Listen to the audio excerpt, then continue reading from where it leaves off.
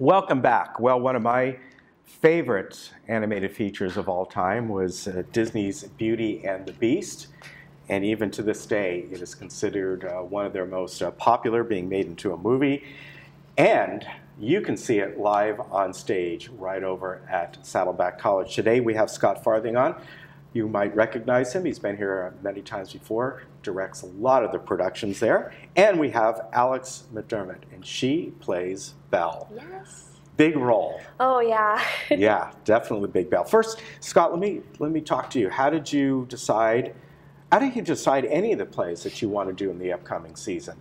Oddly enough, I actually get no say. You don't? Are you serious? I get no say. I'm professor of music. Okay. And so I'm in a different department than the theater department. So I'm considered, I'm part of their guest artist faculty in directing. And so the theater faculty pick this. But the cool thing about is the summer of theater is that they've picked these wonderful things that are completely free for the community.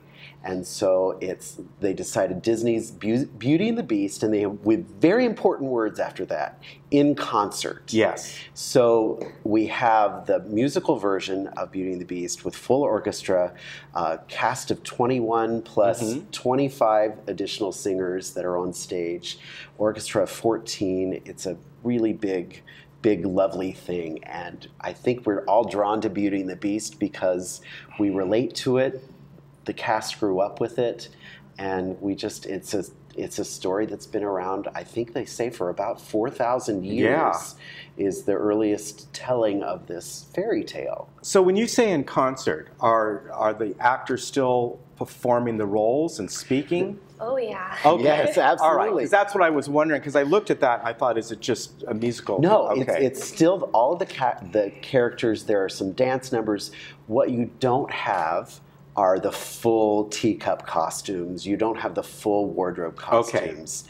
But you have all of the dialogue, all of the music. Nothing has been changed. It's really storytelling. Yeah. And the less you have, the more important the storytelling becomes. So it really becomes even more family friendly and more interesting for the audience because it requires them to use the imagination, which is what every fairy tale makes us do. So Alex, I doubt you were probably born when this came out, because this came out in 1989. Yeah. No, am I right?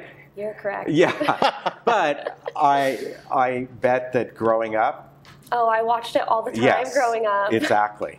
All the time. Yeah. So it's been really cool getting to portray Belle and tell a story that I grew up with. And it's such like a timeless story, and it's also been more challenging, I think, because everybody knows Beauty and the Beast. So they're expecting something. They have an expectation already. So I'm really excited to go in and maybe challenge some of those expectations and add some more layers to all of these characters into this story, and hopefully someone can take something away from it. So what's your background in theater? Have you done, obviously, to get this role, you've done a lot. I've done a lot. I've worked a lot with Scott here. He's been my mentor through my whole time here at Saddleback. I was just recently in She Loves Me as Amalia. Oh, okay, yes. So I was just in that show as Amalia Ballish. I had blonde hair then, but so I just changed a little, but not too much.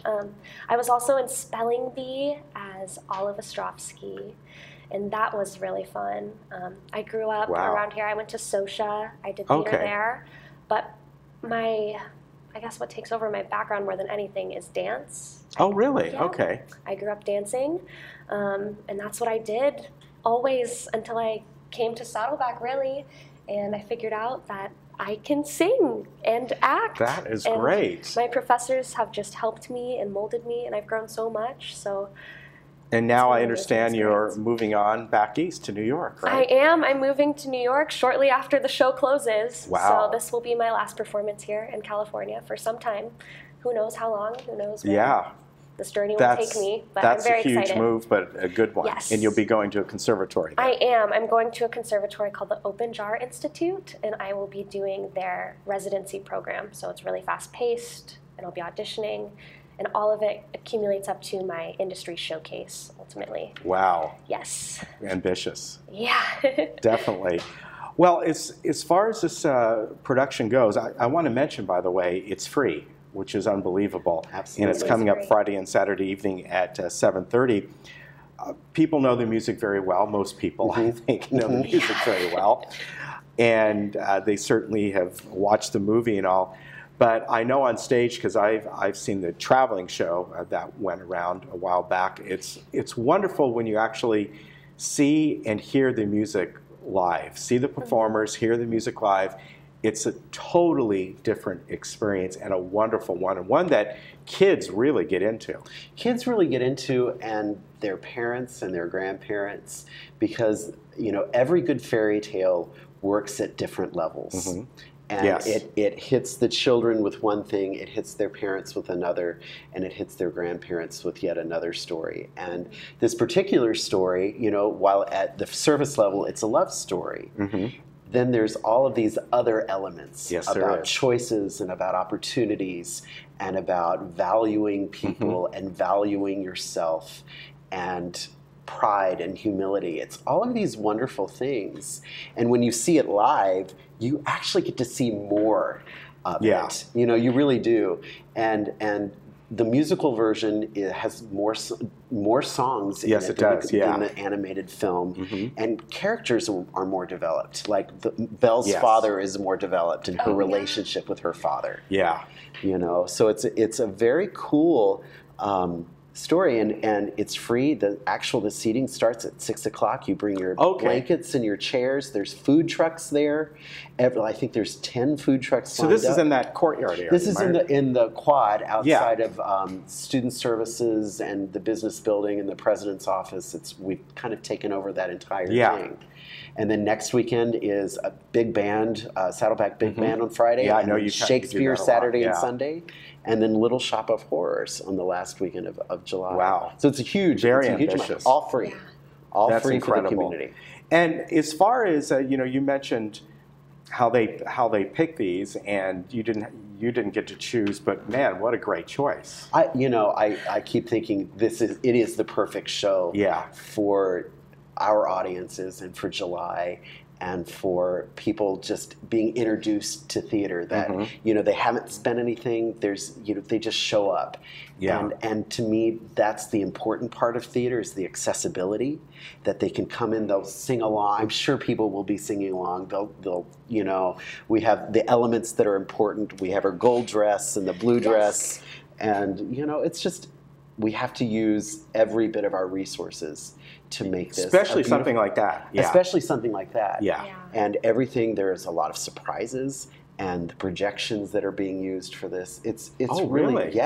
It's wow. It's a big production. And big production. You have a huge role in this, and I think part of it is knowing that more than likely every single person in that audience knows this, knows the songs, knows the play or the animated feature. They'll be surprised by some of the new songs, which are wonderful, because I told you I heard them, and it's very well done. But you have that sort of image to live up to. Yeah. And it's been kind of challenging, because people are going to come and they're going to expect to see Belle in the blue dress with the books and walking around and reading, and then the gold dress. So it's been a challenge trying to make Belle a little bit different, trying to find different layers to her, and hopefully the audience will be surprised and fall in love with Belle, I hope. Oh, I'm sure they will.